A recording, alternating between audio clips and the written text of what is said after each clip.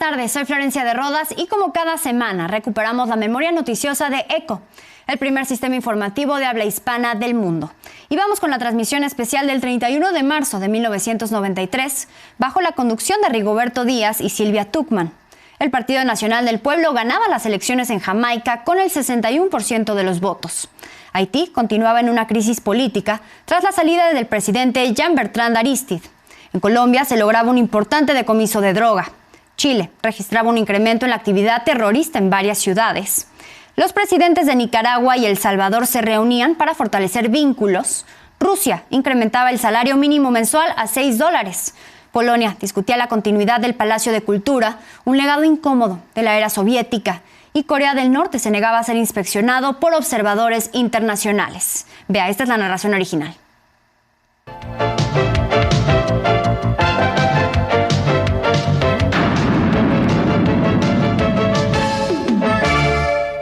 Los resultados parciales de las elecciones legislativas en Jamaica señalan como virtual ganador al oficialista Partido Nacional del Pueblo.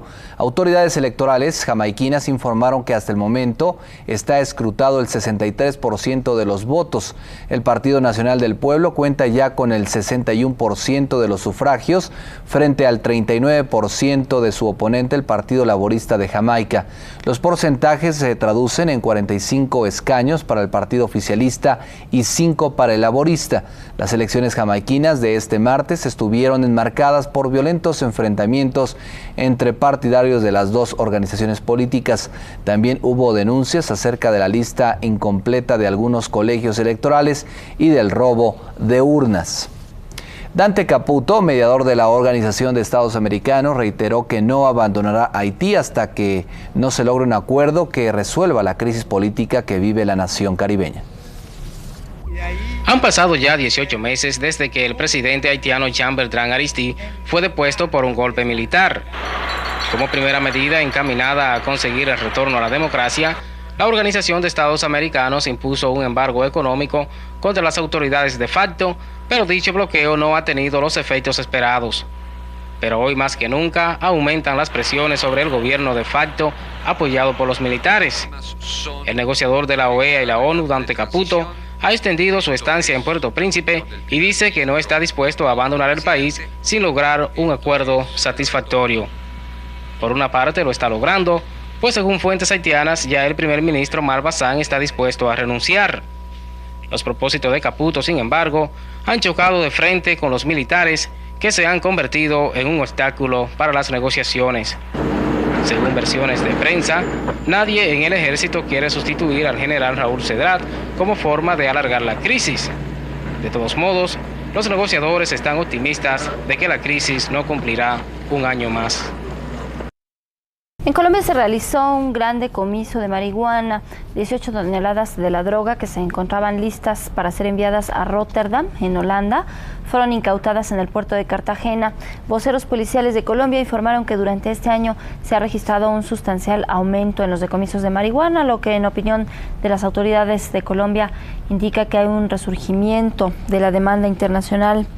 4 narcotraficantes del departamento del Valle se presentarán de manera voluntaria a la justicia la semana próxima. Esto lo informó Gustavo de Greif, quien es fiscal general de Colombia, y se abstuvo de identificar a los delincuentes que desean entregarse, esto por cuestiones de seguridad. Se incrementa la actividad terrorista en Chile. En las últimas horas, Chile ha sufrido diversos atentados terroristas menores. En el puerto de Valparaíso, ubicado a 120 kilómetros al oeste de Santiago, estalló una bomba en el interior de la bolsa de comercio de la ciudad. El artefacto explosivo solo causó daños menores y no se registraron heridos. El informe de Carabineros indica que en el momento de la explosión, una patrulla especializada de la policía revisaba un auto en las cercanías del lugar luego de un llamado anónimo que diera aviso de que allí había una bomba.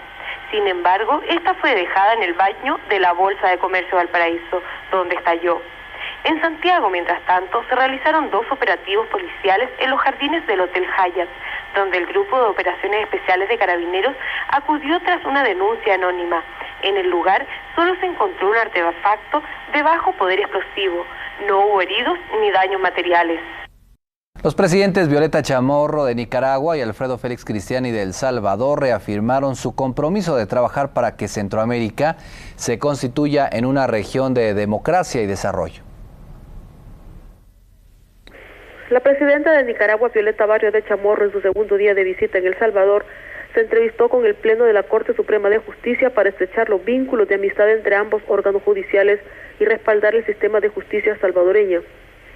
Ya en Casa Presidencial, los mandatarios de Nicaragua y El Salvador suscribieron acuerdos bilaterales y establecieron las bases para la adhesión de Nicaragua al Triángulo del Norte.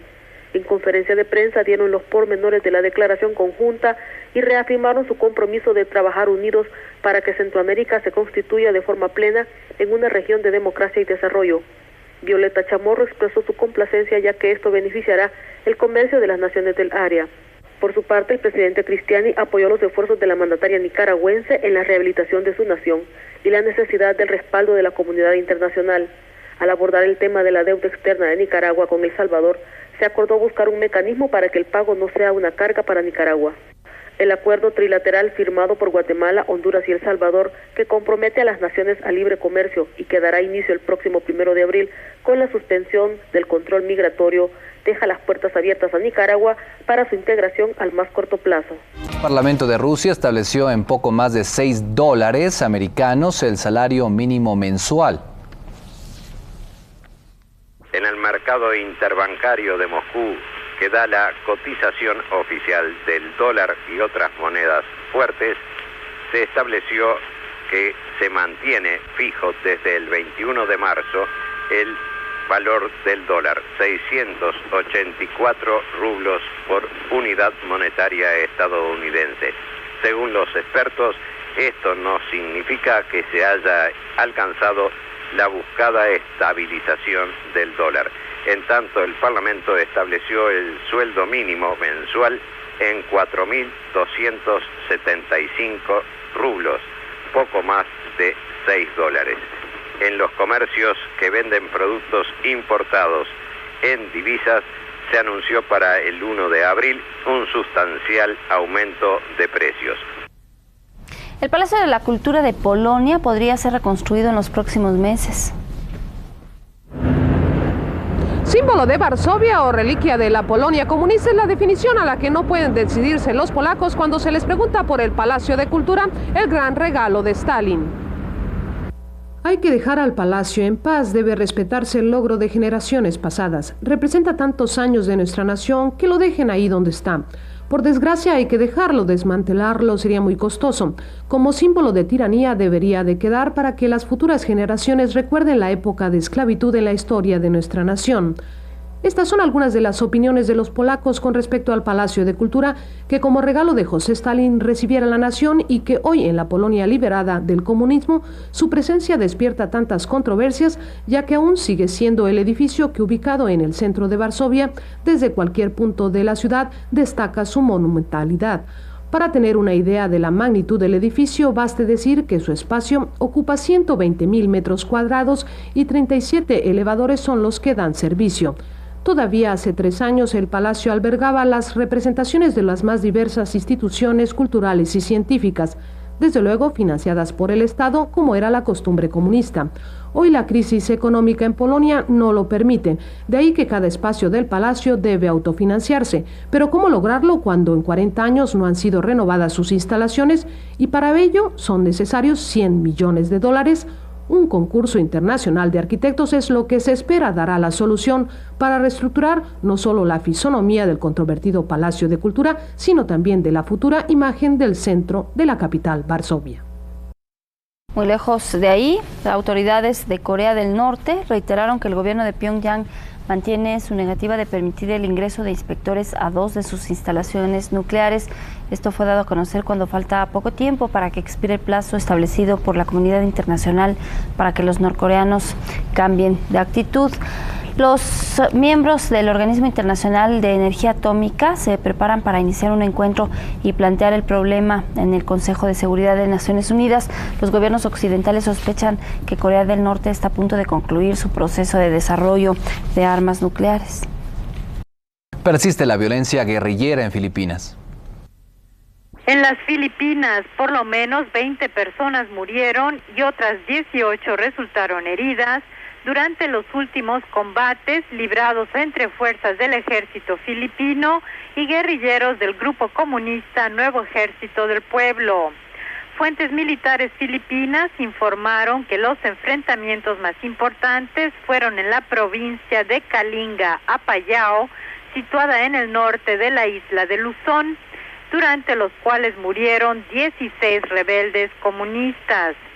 También se informó que presuntos guerrilleros del Nuevo Ejército del Pueblo mataron a 4 civiles, entre ellos un niño, e hirieron a otros 10 en una emboscada contra el camión en que viajaban los civiles en una carretera de la provincia de Lanao del Norte, situada en la isla de Mindanao, en la parte sur de las Filipinas.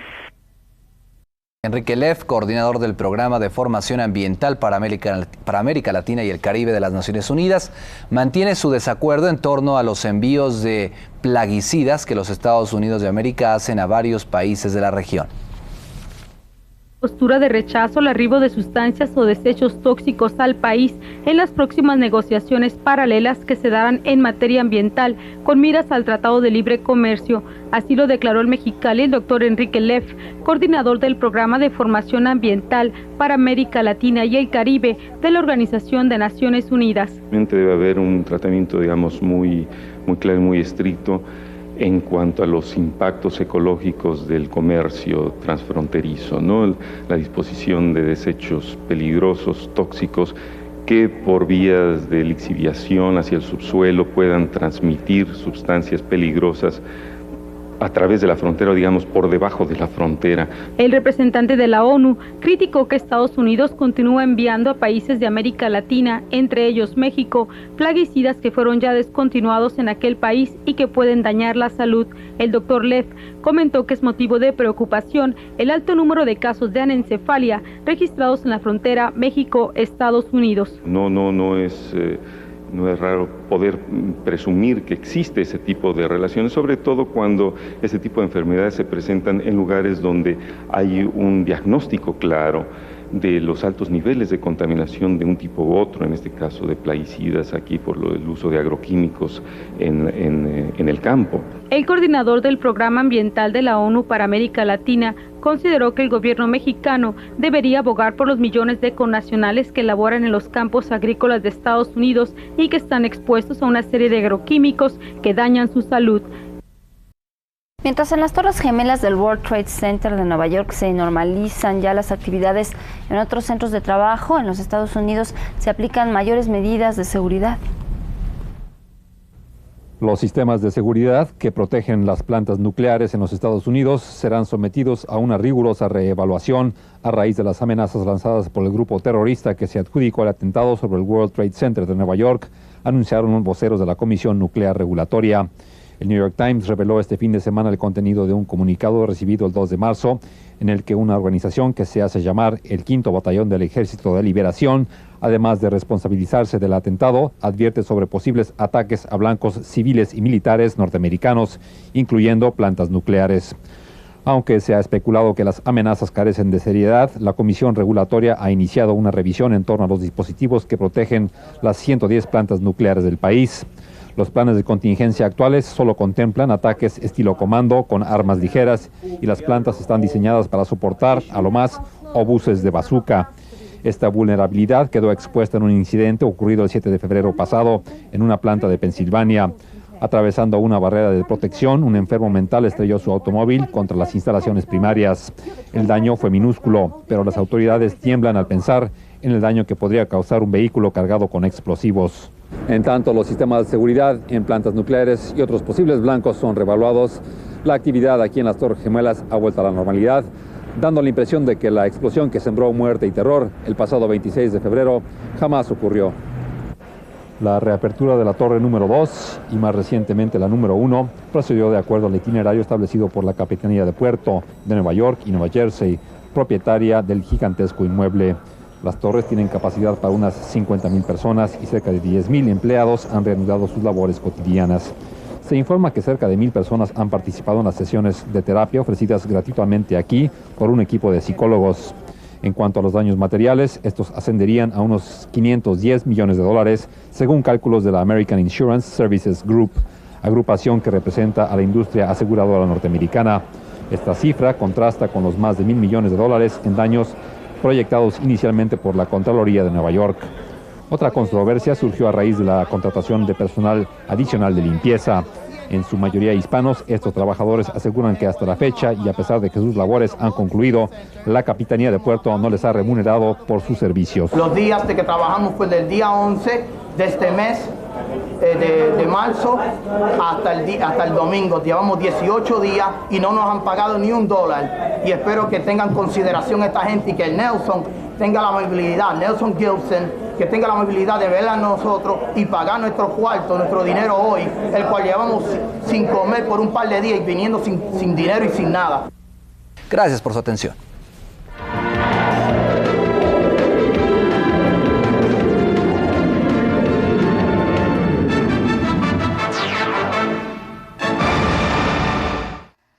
Este es el documento histórico de ECO. Ya más de 32 años, el presidente de Estados Unidos, Donald Trump, sostuvo una llamada telefónica con su homólogo de Rusia, Vladimir Putin.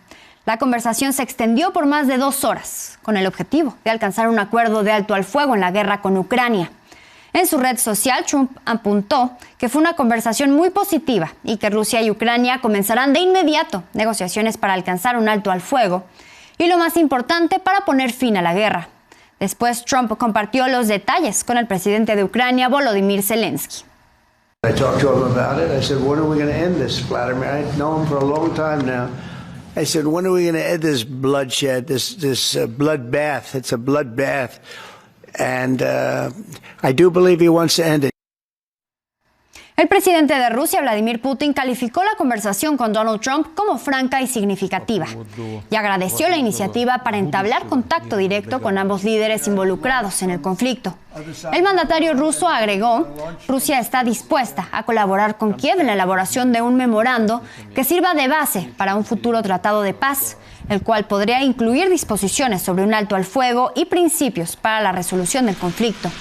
Pero subrayó Putin que es necesario establecer los caminos más eficaces hacia la paz, que sean aceptables para todas las partes involucradas. Y el Reino Unido y Europa han tenido un periodo de relaciones complicadas desde que se aprobó el Brexit. El conflicto de Rusia y Ucrania ha facilitado que haya un nuevo acercamiento, como nos reporta Vitas Rudavicus desde Londres.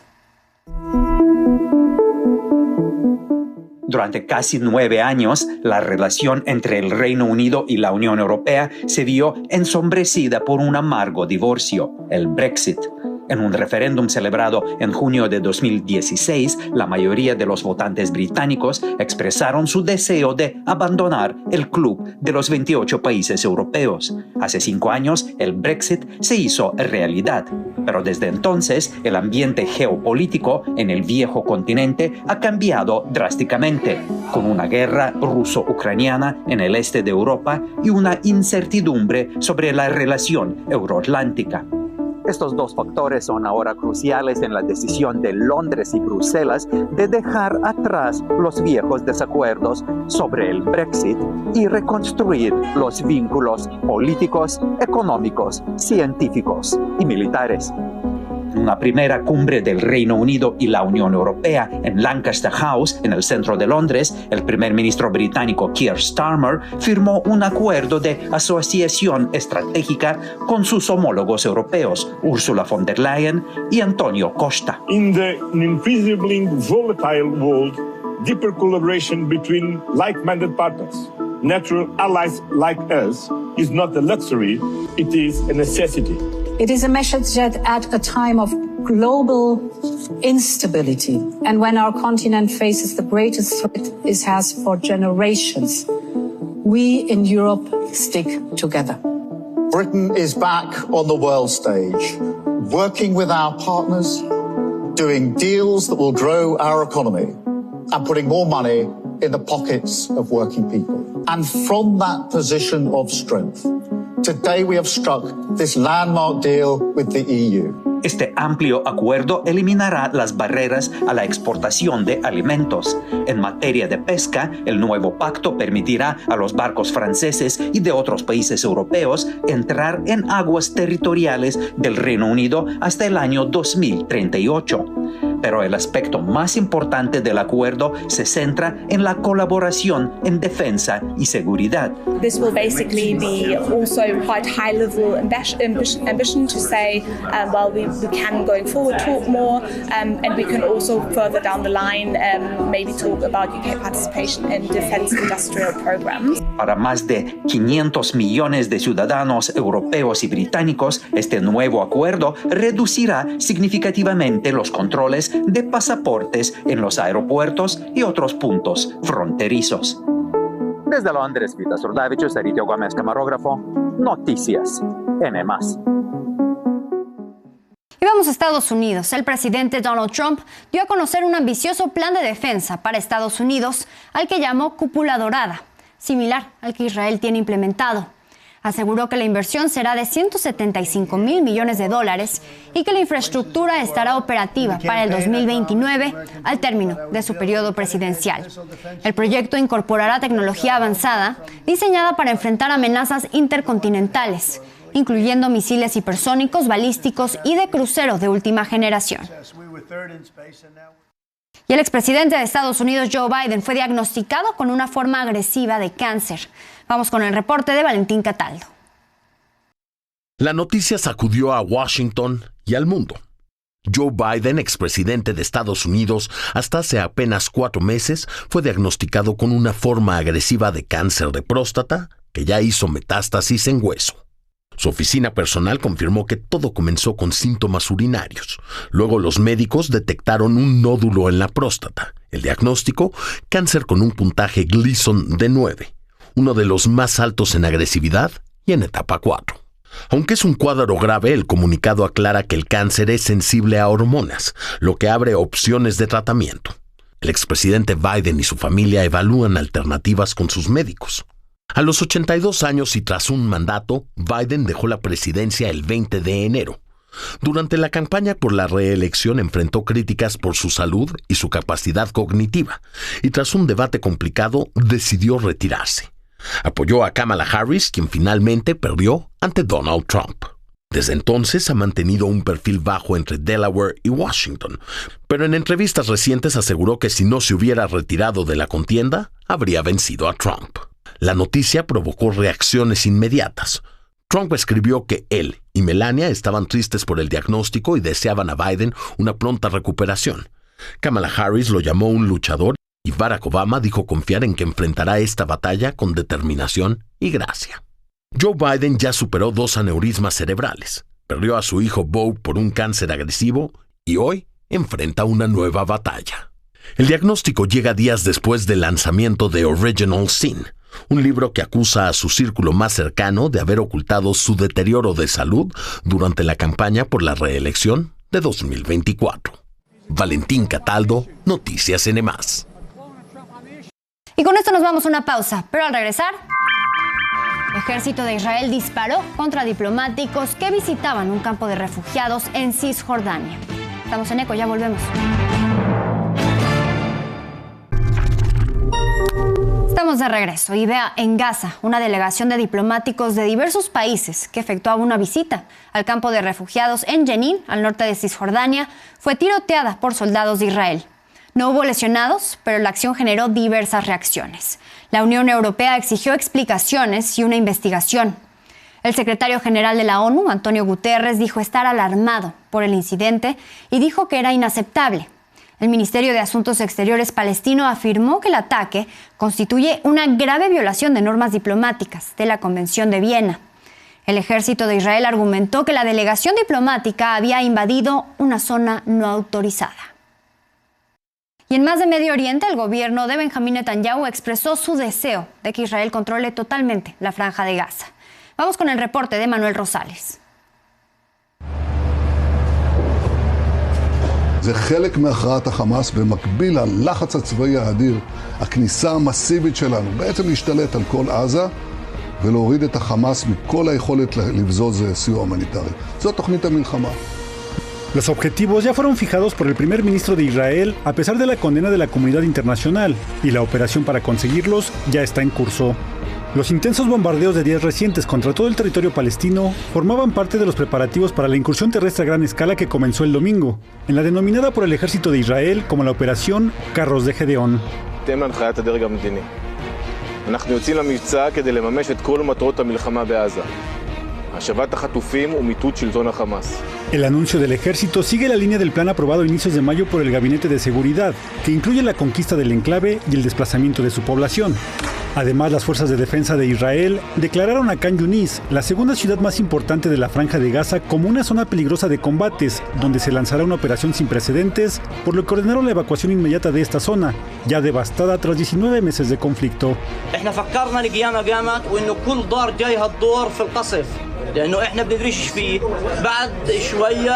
Netanyahu también anunció que después de 2 meses de bloqueo total a la entrada de ayuda humanitaria, a partir de este lunes permitirá el ingreso mínimo de suministros. Pero el anuncio de Netanyahu sobre la ayuda humanitaria fue por motivos diplomáticos y para poder continuar con su ofensiva, ya que sus aliados, principalmente Estados Unidos, le dijeron que no podrían apoyar la ofensiva si se repetían imágenes de hambruna. אסור לנו להגיע למצב של רעב, גם מבחינה עניינית, גם מבחינה מדינית. פשוט לא יתמכו בנו, לא נוכל להשלים את משימת הניצחון. En una declaración conjunta, Francia, Reino Unido y Canadá pidieron a Israel detener sus acciones que calificaron como escandalosas con esta nueva ofensiva desproporcionada, y la Unión Europea denunció que en Gaza se viola constantemente el derecho internacional. Aid must reach civilians in need immediately, and the blockade on Gaza needs to be lifted now. Emanuel Rosales, Noticias NM+. Y el director de la Organización Mundial de la Salud alertó esta semana sobre el riesgo creciente de hambruna en la Franja de Gaza, donde afirmó ya hay 2 millones de personas que pasan hambre. Tedros Adhanom Ghebreyesus, director general de la Agencia de la ONU para la Salud, señaló que el riesgo de hambruna en Gaza aumenta con la obstrucción deliberada de la ayuda humanitaria, incluida la comida, en el marco del bloqueo actual. El Papa León XIV pidió que se permita la entrada de ayuda humanitaria en Gaza y que se ponga fin a las hostilidades. Esto en su primera audiencia general en la Plaza de San Pedro del Vaticano y ante miles de fieles que lo aclamaban. El máximo jerarca católico apeló para que se consienta la llegada de ayuda. Insistió en que el precio angustioso lo están pagando los niños, los ancianos y las personas enfermas. Pero en temas más amables y antes de despedirnos, vea, robots humanoides hicieron una demostración ante alumnos de una escuela en la ciudad china de Hangzhou. Fueron construidos por Unitree Robotics, que es un contendiente clave en una próxima competencia de combate de robots similares. Mostraron sus habilidades, su capacidad de movimiento y ofrecieron a los niños una lección práctica de ciencia y tecnología. Veamos.